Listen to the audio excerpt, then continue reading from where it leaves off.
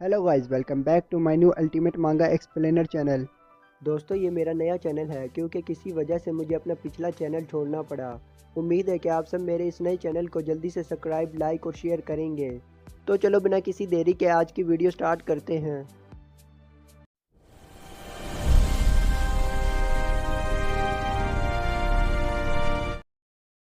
Episode की शुरुआत में हमें कई घोड़े दौड़ते हुए दिखाई देते हैं और उनके ऊपर सोल्जर सवार हैं। फिर हमें एक लड़के को दिखाया जाता है जिसका नाम जेंगकेंग उक है। वो नॉर्थन स्वॉर्ड एसोसिएशन के लीडर का डिसाइपल और नेक्स्ट एसोसिएशन लीडर है। जेंगकेंग कहता है चलो यहाँ एक दो दिन के लिए आराम करते हैं। उसके साथ वाला एक सोल्जर जवाब देता है क्या वाकई हमें यहाँ कैंप लगाने की जरूरत है जबकि माउंट वा बिल्कुल करीब है। चलो पहले माउंट वा सेक्ट पहुँच जाते हैं। जेंगकेंग सुकून से जवाब देता है हमने इन्हें पहले से नहीं बताया कि हम आ रहे हैं और सूरज भी ढल रहा है। ये बदतमीजी होगी कि हम इस वक्त उनके पास पहुंच जाएं। अब हमें इस सोल्जर के बारे में बताया जाता है जिसका नाम चेनसेंग है और वो नॉर्थन स्वॉर्ड एसोसिएशन का मिस्टिक स्वॉर्ड मास्टर है। चेनसेंग कहता है हम खुद को माउंट वा सेक्ट जैसे ग्रुप के लिए क्यों मुश्किल में डालें। ये सुनकर जेंगकेंग उसे घूरता है और कहता है हम नॉर्थन स्वॉर्ड एसोसिएशन से हैं।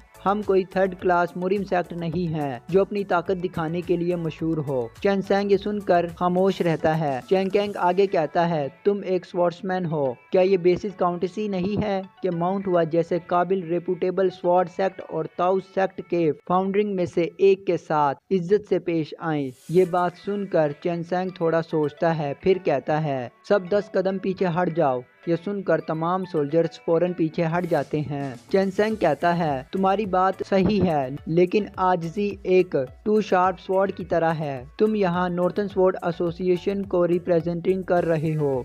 जेंगकेंग ये बात सुनकर उलझन में नजर आता है। चेनसेंग उसे समझाते हुए कहता है दूसरे अल्फाज में तुम अपने मास्टर स्वॉर्ड स्टार और नॉर्थन स्वॉर्ड एसोसिएशन के लीडर की रिप्रेजेंटिंग कर रहे हो, इसलिए तुम्हारी हर एक्शन और हर लफ्ज का असर बराह रास्त स्वॉर्ड स्टार की रेपुटेशन और मकाम पर पड़ेगा। मेरी नज़र में तुम्हारी डेली बेसिस की आजिज़ी एक ग्रेट खूबी है लेकिन यहाँ तुम्हारा किरदार एक रिप्रेजेंटेटिव का है। अगर तुम ज़्यादा आजिज़ी दिखाओगे तो लोग ये समझेंगे कि हम माउंट वा सेक्ट से कमज़ोर हैं। चेनसेंग मजीद कहता है अगर माउंट वा सेक्ट ने इसे ऐसे देखा और उसके बारे में रूमर्स फैलाए तो हमारे नॉर्थन स्वॉर्ड एसोसिएशन की रेपुटेशन खतरे में पड़ सकती है और अगर हमारे दुश्मन जो हमारी नाकामी का इंतजार कर रहे हैं इस मौके का फायदा उठाएं तो क्या होगा। जेंगकेंग गहरी सोच में पड़ जाता है। चेनसेंग आगे कहता है ऐसे हालात में अंदरूनी इख्लाफात पैदा हो सकते हैं और हमारी तंजीम कमज़ोर होकर ख़त्म हो सकती है।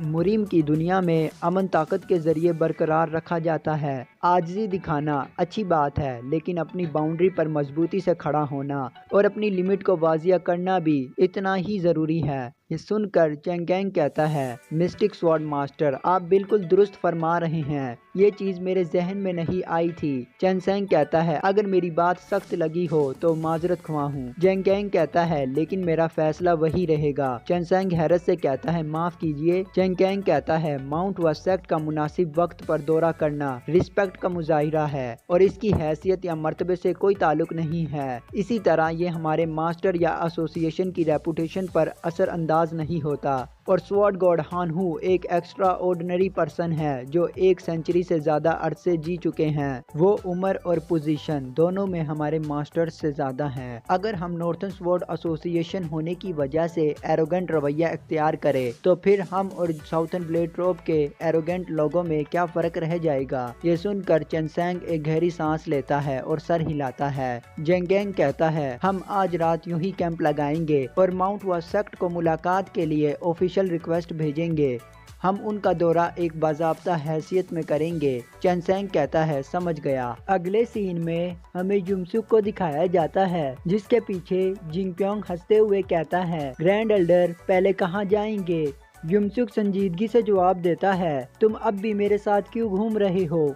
जिंगप्योंग हैरत से कहता है क्या। युमसुक आगे कहता है तुम बार बार मेरा पीछा क्यों कर रहे हो। जिंगप्योंग ये सुनकर सोचता है ये तो वही है जिसने मुझे कई महीनों तक नौकरों की तरह हुक्म दिया और अब पूछ रहा है कि मैं क्यों पीछे हूँ। फिर वो कहता है ये इसलिए है कि मैं आपकी मदद करना चाह रहा हूँ। युमसुक फौरन जवाब देता है इसकी कोई जरूरत नहीं। जिंगप्योंग हैरत से दोबारा कहता है क्या और दिल में गाली देता है लानत हो। युमसुक उसे साफ अल्फाज में कहता है मेरे पास तुम्हारे लिए कुछ नहीं, जाकर अपना काम करो। ये सुनकर जिंगप्योंग का मुंह खुला का खुला रह जाता है और वो सदमे में वहीं खड़ा रह जाता है। अगले मंजर में हमें युमसुक को दिखाया जाता है जो भागते हुए डिफरेंट प्लेसेस पर जाता है। पहले वो जिन्मू के पास जाता है, फिर अजूर एकेडमी, उसके बाद थर्ड क्लास पैलेस, फिर सेकंड क्लास पैलेस और आखिर में एक पहाड़ पर खड़ा होकर मुस्कुराते हुए माउंट हुआ को देखता है। अचानक युमसुक कुछ आवाजें सुनता है और वो दूसरी तरफ देखता है। वहाँ उसे जिंगप्योंग नजर आता है जो अपनी ट्रेनिंग में मसरूफ होता है। युमसुक उसे देखकर सोचता है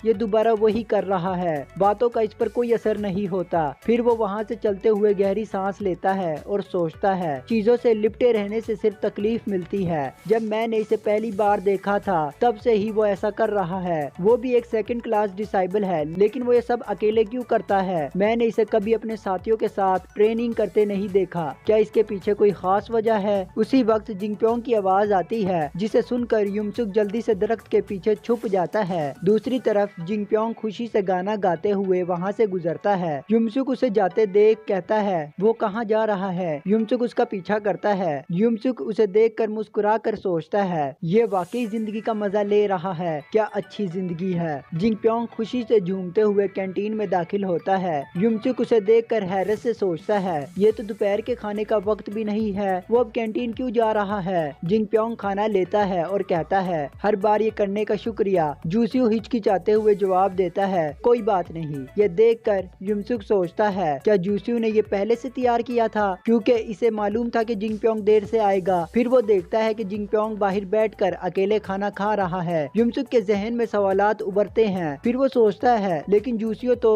सेकंड क्लास डिसाइपल्स में सबसे ज्यादा रुतबे वाला है, वो जिंगप्योंग के साथ इतना मेहरबान क्यों है जो खुद भी एक सेकंड क्लास डिसाइबल है। युमसुक यहाँ से उछल कर रवाना हो जाता है और सोचता है यहाँ कुछ तो गड़बड़ है। वो सीधा एल्डर वांग के पास पहुंचता है और कहता है वांग। एल्डर वांग आवाज सुनकर हड़बड़ाते हुए कहता है ग्रैंड एल्डर आप यहाँ कैसे। युमसुक अंदर आकर सीधा कहता है तुम जिंगप्योंग को जानते हो है ना। एल्डर वांग कुछ परेशान होकर जवाब देता है क्या जिंगप्योंग ने कोई प्रॉब्लम क्रिएट की है। युमसुक कहता है नहीं ऐसा कुछ नहीं, वो भी एक सेकंड क्लास डिसाइबल है राइट। एल्डर वांग सर हिलाकर कहता है जी बिल्कुल सही कहा ग्रेट एल्डर। युमसुक दोबारा पूछता है तो फिर वो हमेशा सब कुछ अकेले क्यों करता है। वो भी जूसियो की तरह एक सेकंड क्लास डिसाइबल है, लेकिन वो हमेशा तन्हा रहता है। ऐसा लगता है जैसे वो यहाँ का कोई बेकार शख्स हो। ये सुनकर एल्डर वांग घबरा कर कहता है मेरा ख्याल है कि आपको जिंगप्योंग के मामलात पर फर्स्ट एल्डर से बात करनी चाहिए। ये सुनकर युमसुक सोचता है यकीनन यहाँ कुछ ना कुछ गड़बड़ है। इतने में लूमड़ी लड़की दरवाजे से अंदर आती है और कहती है एल्डर ये डॉक्यूमेंट्स। एल्डर वांग फौरन उसे देखकर कहता है ओ हाँ ये वही है जिसमें मैंने तुमसे मदद मांगी थी, मुझे देखने दो। फिर वो जल्दी से युमसुक के सामने झुककर वहाँ से निकलने लगता है। युमसुक उसे जाते हुए देखकर गहरी सोच में पड़ जाता है। अगले सीन में हमें युमसुक को जंगल में दिखाया जाता है। डिसाइपल्स युमसुक को देखकर घबरा कर कहते हैं ग्रैंड एल्डर आप यहाँ इतनी जल्दी क्यों आए। युमसुक कहता है क्या सब यहाँ है, मुझे कुछ जानना है, मुझे जिंगप्योंग के बारे में बताओ। ये सुनकर डिसाइपल्स हैरत से एक दूसरे की तरफ देखते हैं। युमसुक दरख्त के साथ टेक लगाकर बैठ जाता है और कहता है सब लोग बैठ जाएं। फिर इशारा करते हुए कहता है तुम और तुम शुरू करो। बेन हुसैन और जीग्योन एक दूसरे को देखते हैं। फिर जीग्योन कहता है मैं पहले शुरू करता हूँ। सब खामोशी से बैठ जाते हैं और जीग्योन बात शुरू करता है। जिंगप्योंग की कहानी सुनाने से पहले हमें मास्टर अंकल की के बारे में बात करनी होगी जो इसके मास्टर थे। युमसुक हैरत से पूछता है इसका मास्टर, इसका कोई मास्टर भी था। जीग्योन जवाब देता है ज्यादा एक्यूरेट बात ये है कि मास्टर अंकल की अब हमारे सेक्ट का हिस्सा नहीं है। युमसुक मजीद हैरान होकर कहता है क्या मतलब। जीग्योन वजाहत करता है इन्हें एक संगीन क्राइम के बाद सेक्ट से निकाल दिया गया। युमसुक हैरानी से दोहराता है निकाल दिया गया, तुम्हारा मतलब है इन्हें सेक्ट से निकाल दिया गया। जीग्योन कहता है मास्टर अंकल की एक इनक्रेडिबल पर्सन थे, इन्हें किसी के ऑर्डर्स मानने की जरूरत नहीं थी, यहाँ तक के एल्डर्स के भी। उनकी मार्शल आर्ट्स की महारत इतनी आला थी कि मौजूदा ट्रायंगल पैलेस के मास्टर अंकल भी उनके बराबर नहीं थे। युमसुक उलझन में कहता है शन वो भी उनका मुकाबला नहीं कर सकते। जीग्योन मजीद कहता है बल्कि ये भी कहा जाता था कि इन्हें वेपन्स के इस्तेमाल में मार्शल आर्ट से भी ज्यादा महारत हासिल थी।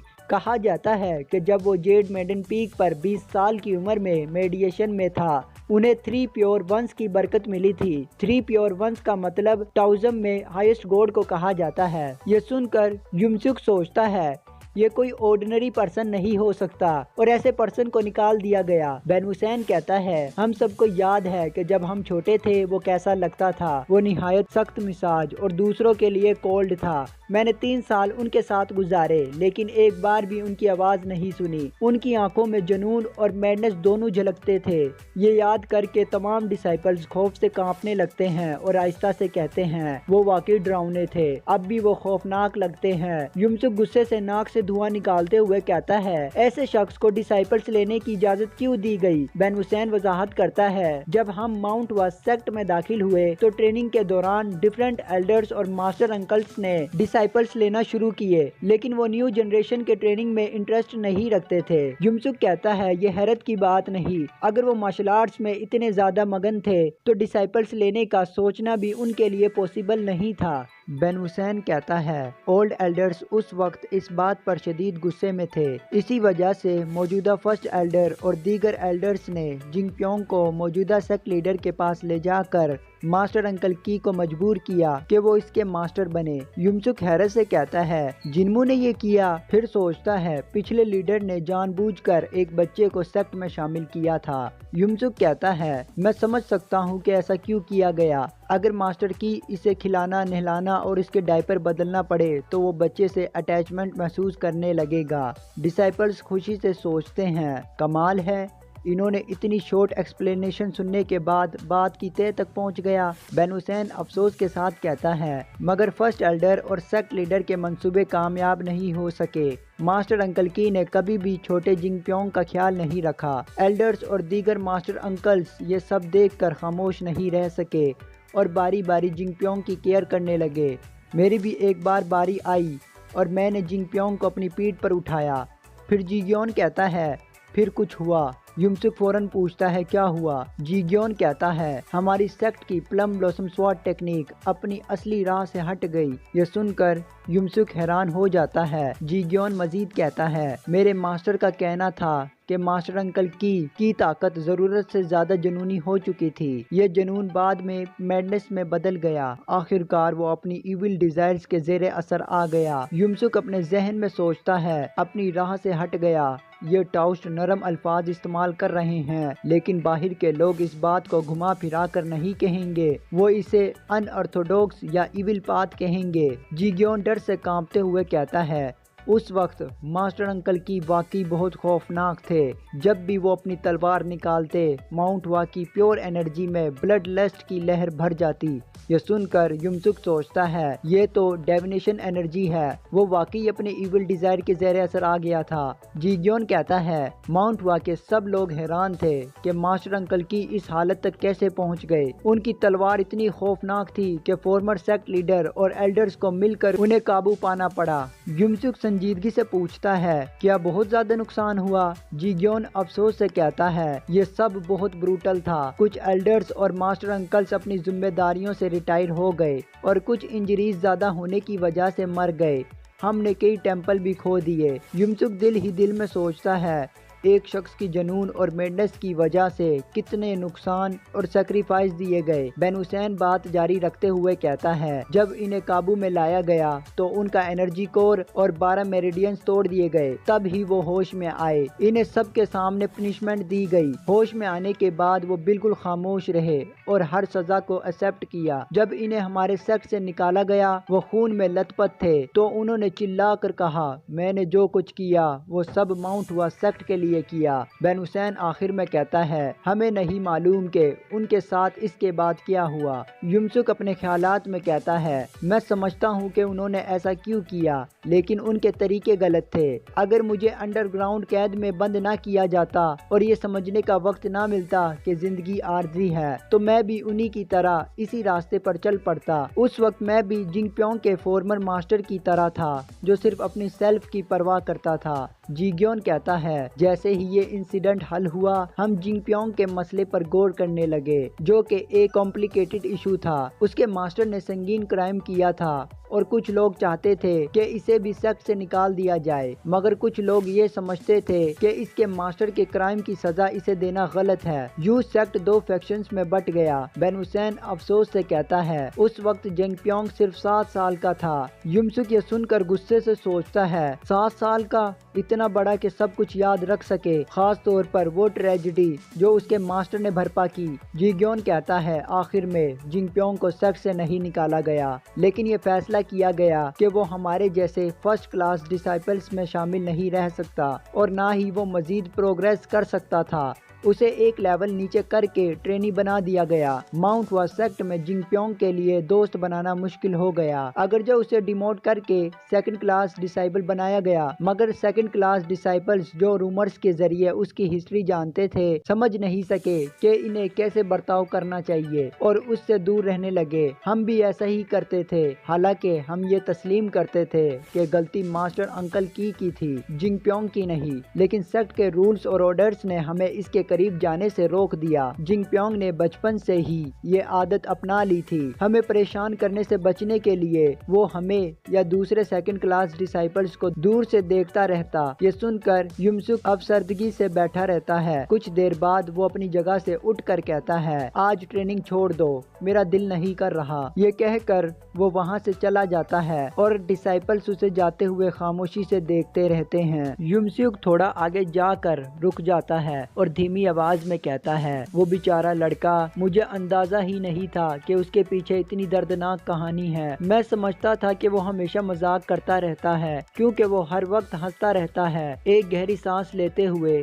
युमसुक उस झोपड़ी की तरफ आता है। झोपड़ी के अंदर जिंगप्योंग को दिखाया जाता है जो सो रहा होता है। युमसुक उसे देखता है, खामोशी से उसके ऊपर कंबल डालता है और फिर वहाँ से निकल जाता है। चलते हुए वो दिल ही दिल में सोचता है ये बेवकूफ लड़का, इसे किसी ऐसे शख्स के गुनाहों का बोझ क्यों उठाना चाहिए जो सिर्फ नाम का इसका मास्टर है। इसके मास्टर के गुनाह सिर्फ उसके अपने हैं। तुम्हें अपना पाथ खुद बनाना चाहिए। अगले दिन हमें युमसुक को मिस्टिक पवेलियन जाते हुए दिखाया जाता है। पवेलियन के अंदर पहुंचकर वो इर्द गिर्द देखता है और फिर 2 किताबें उठाता है जिनके नाम प्लम ब्लॉसम स्कैटर पंच और शैडोलेस पंच होते हैं। किताबों को हाथ में पकड़ते हुए वो कहता है ये क्या कर रहा हूँ मैं। फिर हंसते हुए कहता है लेकिन मैं तुम्हें ये इजाज़त हरगिज नहीं दूंगा कि तुम इसका नाम इनविजिबल हान हू फिस्ट रख दो, तुम शरीर लड़के।